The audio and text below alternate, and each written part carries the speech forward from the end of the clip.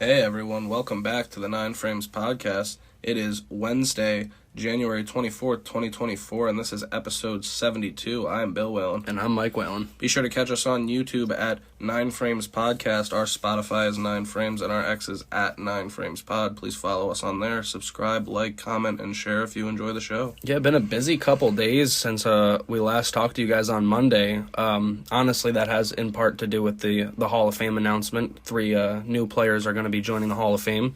But there is also active current MLB news that went down over the last 2 days as well. Yeah, names coming off the board, some pretty big names, not the biggest that are still available, but they're still out there. But we got some big ones to talk about. Finally, some bats to talk about today. Yeah. But we will start with the Hall of Fame news, and we will go from there. Stay tuned. And we will start with that Hall of Fame news. The ballots are out. There are a couple surprises, not the biggest, but one of them is going to be a pretty disappointing snub in my opinion. We will start with who made it first. It is a slate of 3 names. These are names that are absolutely deserving of going into Cooperstown, and that is just where they'll be going. Joe Mauer, Todd Helton, and Adrian Beltre will be going into the Hall of Fame.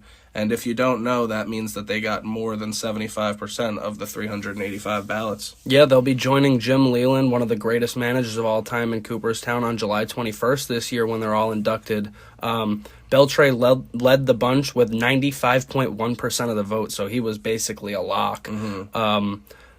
On his first year on the ballot, so he is a first ballot Hall of Famer. Worth noting that is, I think it's a top 3 or top 4 first ballot third baseman number. I mean, really impressive stuff, and it is deserved. What a career. Well deserved. He's one of the greatest third basemen of all time, both offensively and defensively. He was just fantastic to watch. So was the next guy, who was also the first year on the ballot, longtime Twins catcher Joe Mauer. He sneaks in there with 76.1% of the vote on his first year. But like I said, I mean, it's nothing to scoff at getting in on your first ballot. Believe I saw that he got in by about 4 votes, so it's pretty tight there. I think you need 289 to get in of that 385. Yeah, so he gets in by a couple votes on his first year. Congratulations to Joe Mauer. And then finally, the third player was Todd Helton, who gets 79.7% of the vote.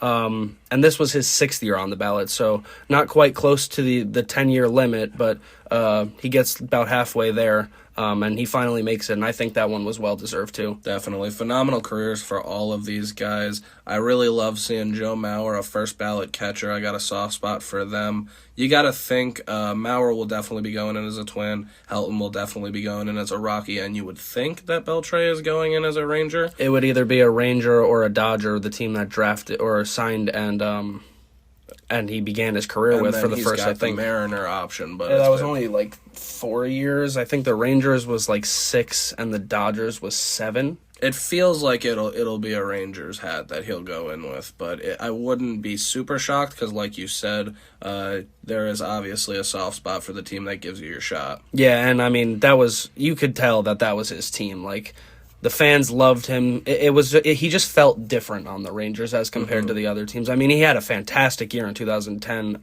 in Boston, which got him that big contract with Texas, the first one. But yeah, he re-upped with Texas, and it was a match made from day one for them. Yeah, the quote when Beltre found out he made it to the Hall of Fame was that his goal was to always be the best, and I think he did just that. Yeah, I agree. Unfortunately, there's 2 guys that I think were snubbed personally. One is honestly a heartbreaker. Both of them really are. Gary Sheffield, who is on his 10th and final year on the ballot, gets just 63.9%. I'm not really sure how Gary Sheffield is not a Hall of Famer. I'd love for somebody to argue the reason he's not. Yeah, I don't get it at all. This is a guy that it's pretty wild that you're going to look back on the history of Major League Baseball and say Gary Sheffield's not a Hall of Fame player. His numbers are all there, and he had a career all over the league as well, just successful. Yeah, I mean, I loved Sheff. I thought he was one of the greatest hitters ever. I mean, he had over 500 homers, 290-plus batting average for his career. I mean, I think he had 2,000 plus RBI or close to it, 17, 1,800. I mean, he was great. That one's the real heartbreaker because he will not be coming back on the ballot, as you said, and he will not be a Hall of Famer. A big snub, in my opinion. I fully agree with you. And then the second snub in his 9th year, so second to last, Billy Wagner. He falls, I think I saw it was 4 or 5 votes short. He comes in at 73.8%. So he's going to have one more try next year. I think he will get in, and he definitely should get in. I don't know how it's taken this long, to be honest with you. It's just because the Baseball Hall of Fame is literally the hardest to get into. It's actually crazy. Yeah, I agree. I think he will get in next year. I think it would be a real shame if he doesn't, and I think it was 5 votes that he missed by. So Mauer gets in by 4, and Billy Wagner misses by 5. Yeah, I think 5 people will change their tone toward Billy Wagner next year. Yeah, when we knew the preliminary numbers, we didn't have all of the ballots out, but some of them had been revealed. It looked like Gary Sheffield was going to be just as close as Billy Wagner was. When all of the ballots come out, he dropped 11% off there. Yeah, a lot of people didn't vote for him. Pretty crazy. I thought Gary Sheffield will make it, but he will not. That's kind of disappointing. A couple more guys. Andrew Jones got 61.6% of the votes, and Carlos Beltran was on 57.1% of them. They both received more than 50%. Yeah, I think both of them will see their percentages climb in the future years as well. If they make it, who knows? That's true. It should be interesting because they both have a ways to go there. Yeah, for sure. And like I said, I do think Billy Wagner will get in next year, as he should. Yeah, so it'll be a fun ceremony in Cooperstown, July 21st, as Jim Leyland, Joe Mauer, Todd Helton, and Adrian Beltre enter the Baseball Hall of Fame. There are a couple good first-year ballots next year. We got Ichiro coming on the ballot. We got CC Sabathia. We got Hanley Ramirez. There's a lot of good guys that you and I grew up watching that are now getting on the ballot, which is really weird to say. But yeah. And considering this is the Baseball Hall of Fame, you could definitely chalk up Ichiro as a first ballot Hall of Famer. He absolutely better be. I mean, if he's not damn near unanimous, there's a problem. It should probably be unanimous because if it's for what you did in baseball, his contributions in Japan. 3,000 hits here, and then he had another 1,000 plus in Japan. Absolutely insane career for him. So if we're not seeing him next year, that would be a travesty. And he should be alongside Billy Wagner, you'd think. Yeah, and maybe CC gets in the first ballot. He had a good stretch. I mean, he was really good in his prime. Yeah, Cy Young type guy for that, what was then the Indians. Yeah, we will see, but congratulations to Adrian Beltre, Joe Mauer, Todd Helton, and of course Jim Leyland on the 2024 Hall of Fame induction. We will get into these signings and baseball news now. And we will now get into the current day baseball news. There are quite a few signings that happened in the last couple of days. Pretty wild after what was 3 weeks of almost inactivity. Yeah, it was really quiet for a while around. Maybe it was just because it was the holiday season. People were just taking time, relaxing with their families, and just enjoying the time that they had off. Seems that way. A solid move, in my opinion, to start off here. It is very similar to what we saw just a year ago with the Kansas City Royals. Aroldis Chapman is going to be headed to the Pittsburgh Pirates on a 1-year, $10.5 million deal. I did not have Aroldis Chapman becoming a journeyman. It's the same way that I didn't have him going to Kansas City the year before, but it seems like I don't know why specifically he employs this strategy to such an extent that he goes to these young teams, he sees if they're going to be good, and if they're not, then they trade him away, they get the money off the books, and they end up getting prospects back. It's a win-win for both of the team and him. Yeah, if he has a decent year, I mean, any contender will want to trade for Aroldis Chapman, a fireball-throwing left-hander with the history that he's had. I mean, he's a 2-time World Series champ now. I think it's funny because I just thought back when he was on the Reds and he threw up and into McCutchen, and now they're teammates. Yeah, very true. That is very true. All those years later, now they're going to be teammates for at least, you'd assume, half a year. Yeah, a long time ago, but Chapman is still chugging here. Got a fastball that still averages at 99, 100. Which is crazy. I mean, he was throwing 105 back in the day. To still have 100 on average in that arm it's really crazy. Yeah, aren't a lot of lefties who have gas like that, but he's got it. And I feel like he doesn't really get hurt often. No, he's kind of a guy who throws that fast, no. He's kind of very dependable to be out there. I mean, in terms of he could be wild on the mound, but in terms of injuries, he really doesn't get hurt. Last year, he struck out 103 in 58 and a third innings. He walked 36 and allowed 4 home runs. He had a 3.09 ERA. If you look at what he did, he directly split his season between Texas and Kansas City almost exactly. It was 31 for one team, 30 for the other. He had a 2.45 with Kansas City. Then he got traded and had a 3.7 with Texas, but he ended up with a 3.09 on the season, and he ended up pitching huge postseason innings for Texas en route to their first World Series and his second World Series championship. Yeah, he was also on that Cubs team in 2016 when they broke the curse. As you remember, he gave up that massive home run to Rajai Davis that looked like it could actually not break the curse. But he was a part of that team, and now he did win again. And like you said, I think it's going to be the exact same thing. If the Pirates aren't contending, they're just going to ship them to a contender. Yeah, that is going to be a fun team to be a part of if you're a young player coming up. Should be a fun team to watch, too. You get to share a clubhouse with McCutchen and Chapman if you're a young up-and-coming player, and that's a lot of knowledge and wisdom to get. Yeah, I mean, they should be a fun team to watch. Yeah, they made a couple of signings, so we'll keep our eye on the Pittsburgh Pirates. Should be fun for sure. Now we could actually get into some bats signing. Another NL Central team here. The Brewers signed Rhys Hoskins to a 2-year, $34 million deal. The money is pretty hefty on that, in my opinion, considering this is a guy who tore his ACL fielding grounders just a year ago in spring training and missed all of the year. Yeah, I mean, I am inclined to agree with you. I think giving anybody $34 million for 2 years who's coming off of an injury like that is crazy, but apparently the deal does include an opt-out of the first season. Yeah, that's what I was going to say. Yeah. After the first season, I'm assuming it's a club.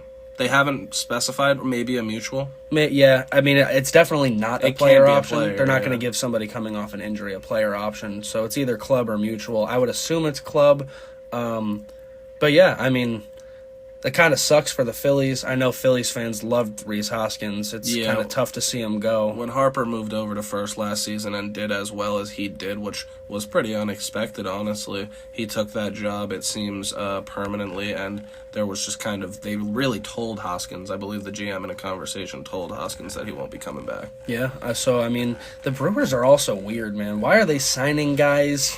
But also, they got that new front office. But it looks like they're selling at one point, and then they're buying the next point. They're just such a confusingly run organization right now. Definitely. I agree with you. They are a team that is chock full of talent and just won the NL Central, and it seems like they are adding talent here more than they are dumping it off, even though they said that it was a fire sale. As you should. I mean, like you said, they won the division. They have 90 wins again, 90 and 72 this year. I mean... Why are we selling the team off when we were there? Why don't we try to improve a little bit? They should be working on an extension with Devin Williams as we speak. Agreed. One last point on Rhys Hoskins here. He did slash 346, 332, and 462 in 2022. And he had a career-high 145 hits and 30 home runs. So if you're coming off that... that would be nice, but considering that the knee injury happened, we'll see how he adapts. Yeah, luckily he's a first baseman / DH, so it's not likely he's going to be using the legs as much. It'll come down to base running and stuff like that. All of that, when you have to pivot and cut, it'll see how it holds up, but Rhys Hoskins will be headed to the Brewers. I think that's definitely an upgrade at first base, too, compared to, no disrespect, but Rowdy Tellez, I think Rhys Hoskins is a bit of an upgrade at first base. Yeah, Rowdy's no slouch. He's got a decent bat, but I would probably prefer... I don't think Rowdy ever hit 30 homers in a season. And I would prefer Hoskins if that knee stays sturdy, so we will keep our eye on him and the Brewers next year to see if they could repeat as NL Central champions. Yeah, keeping it on with a first baseman, also in the National League, speaking of... Probably an outfielder. Yeah, I mean, he plays a lot of positions, to be honest with you. He could play third. Joey Gallo is signing a 1-year, $5 million deal with the Nationals. I don't hate it. It's really, really not an expensive deal at all. He wasn't great. He hit 177 with a 301 on base, 440 slugging, in limited time with the Twins last year. He started off all right. People were saying maybe he figured it out, and then he hit that wall that he hits again. Yeah, Joey Gallo, I mean, he's a guy with a solid glove, but he didn't have the best chance of getting out there last year with the Twins, like we said, limited role.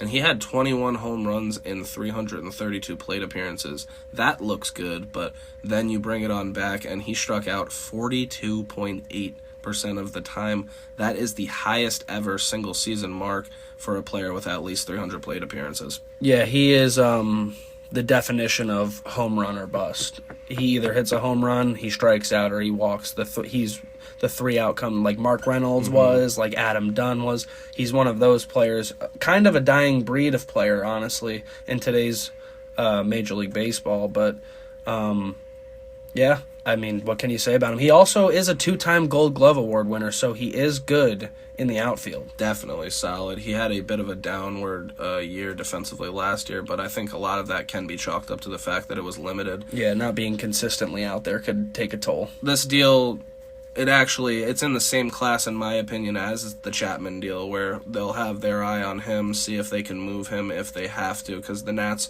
right now probably aren't in a position to win this season. So it'll be kind of funny as Met fans to have to watch Joey Gallo play against us now. Mm-hmm. It is a deal that makes sense for the Nationals because they get a guy who in the past has been productive. He's a career 197 hitter with a 323 on base and a 466 slugging. He's got 198 career home runs and 426 RBI in 3,143 plate appearances. He's almost all but guaranteed to hit that milestone 200th in a Nationals uniform. Mm-hmm. So. And it has been said in reports that Lane Thomas will stay in right field, and Gallo will be either a center or left fielder. Well, they better not put him in center. So I'm guessing they'll go with left. Yeah, like I would put him in left. I would not put him in center field. Yeah, He's not. When I read the article on it, it too had big. said that he dabbled in center, so he can play there. But Yeah, I'm sure. I wouldn't put him either. I know he could, but that's like saying Aaron Judge could. You shouldn't. They do say Aaron Judge could, but they shouldn't. They should not put Aaron Judge in center field. To be fair, they might. They might, yeah, I know, and they shouldn't. Yeah, big guys like that, it's a lot of miles on the legs, but we will see what the Nationals do with Joey Gallo. My guess is that he will be going in between the DH role and left field role. Maybe even play a little bit of first base as well. Yeah, was it third or first, the one that he hated? He hates third. Okay, he hates third, but not first? No, he's fine with first, but he hates third. All right, so probably won't be seeing him at third base. A majority of the games that he'll play will be in left field probably, guessing, yeah. and then right field if Thomas needs a day off, and then DH. He'll move around for sure. Very true. It will be interesting to see him on the Nationals and in the National League. The next one we will talk about here real quick is another relief pitcher. Matt Moore will be returning to the Los Angeles Angels. Weird year for him last year. He's returning on a 1-year, $9 million deal.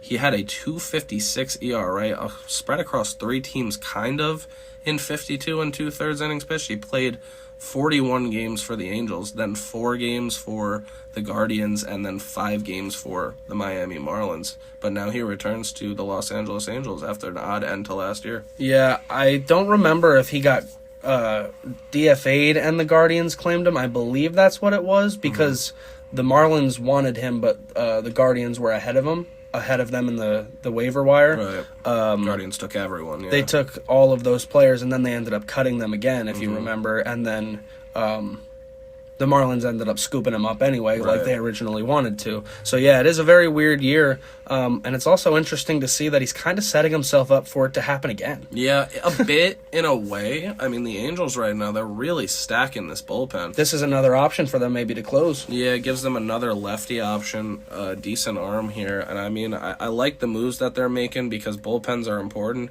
and they definitely have more than enough talent down there. Yeah, he was his best on the Angels of the 3 teams. Obviously, he didn't have much time with the other 2, but a 2.56 and 52 and 2/3 that's a very solid season from a lefty. Solid season. I would take that any day of the week. Absolutely. Sticking with the Angels here, and this one's just a little minor league deal. Miguel Sano has a minor league agreement with an invitation to spring training. He did not play at all last season and only completed 60 at-bats in 2022 with the Minnesota Twins. It feels like it's been a while since we heard the name Miguel Sano. If you remember, he got sent down all the way to Single A a couple of years ago because of how bad he was. 2021? I think it was 21, yeah.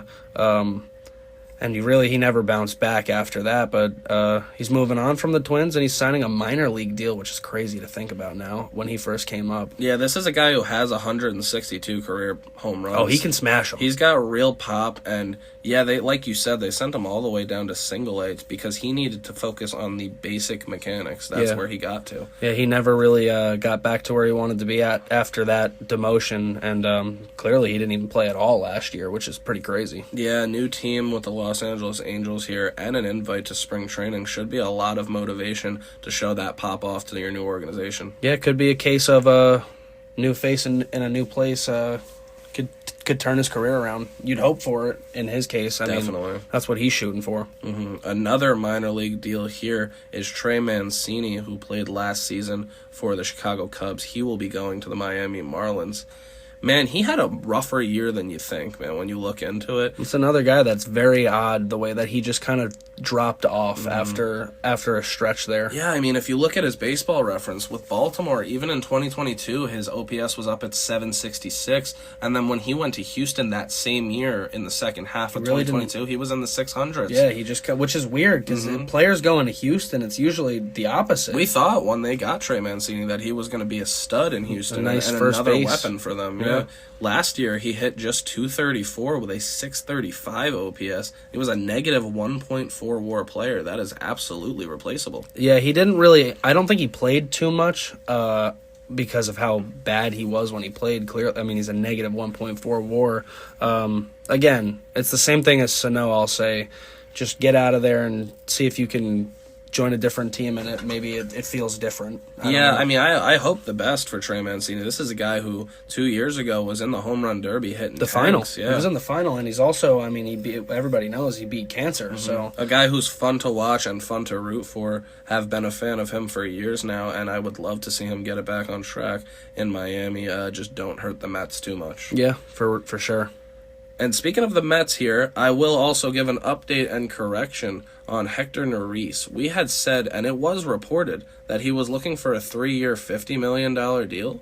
That just simply isn't true. It looks like he's looking for a contract between 1 and 2 years worth $7 million to $11 million per season, so that would cap out at 2 years, $22 million, as opposed to the original 3 for $50. Reports have been really all over the place this offseason. I love how people just literally get on the internet and lie. It's just so funny.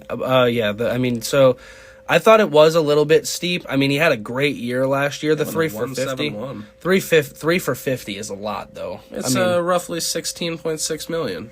Yeah, I mean, if you're going to go into a closer's role and he ain't going to be a closer on a lot of the teams he goes to. We'll have to see what he ends up going to, but if you end up getting him for $7 million to $11 million and slot him into the closer role and he has a 1.71, yeah, you got a deal, man. Okay, but the top two suitors as of last night are the Mets and the Yankees. He's not closing on either of those teams. No. So he can't be making $17 million to be a mid-reliever. He just can't. I'm sorry. Yeah, no, that's fair. And if it's, honestly, if the Mets get him, I would love that deal. 7 to 11. Oh, yeah. For 1 to 2. That's way more in his range. If they can get him for like 2 years, $22 million, sign me up. He could be that big righty that the Mets need. And that's the maximum. He would be the big righty that the Mets need in the 8th inning. What are we waiting for? Why won't we give him $22 million?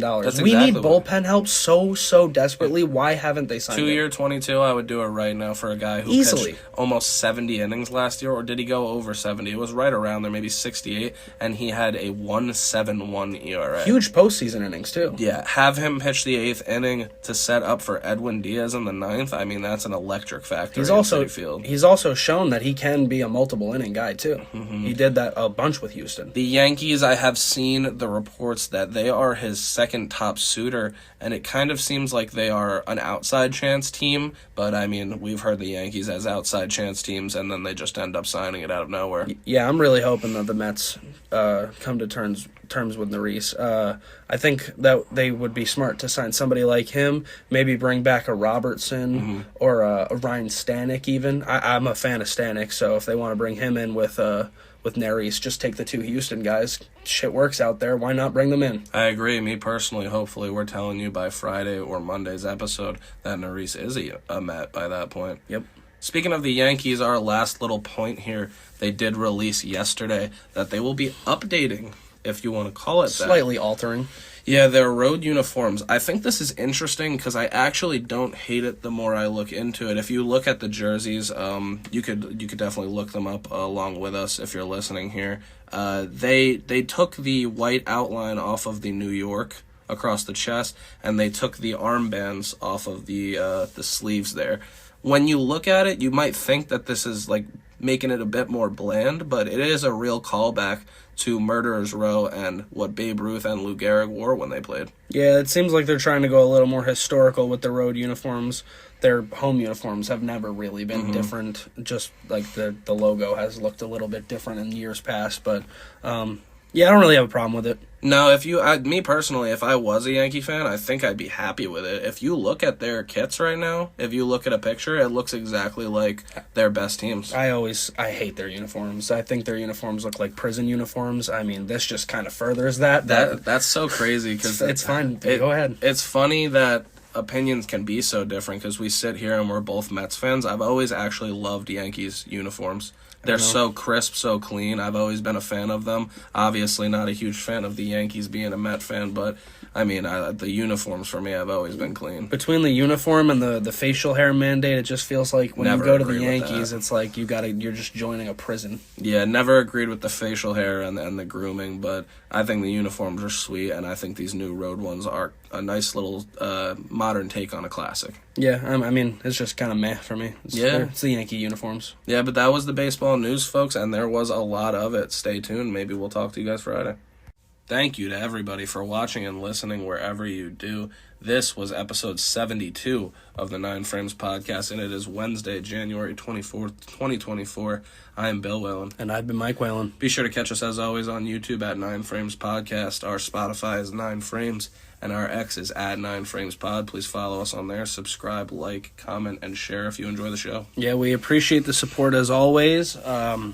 Looks like teams are starting to come out of the holiday break now, get a little more active. The market moved a little bit the last 2-3 days. It's nice to see. Yeah, the wheels are turning. Some big names like Chapman and Hoskins coming off. And not to mention, man, we got those new Hall of Famers in Adrian Beltre, Todd Helton, Joe Mauer, and Jim Leyland. Yeah, congratulations to the 4 of those guys. And we look forward to giving you guys more news as it comes to us. Yeah, we'll see if we catch you on Friday. If not, we'll let you know on Twitter and catch you on Monday. But either way, enjoy your next couple of days, folks.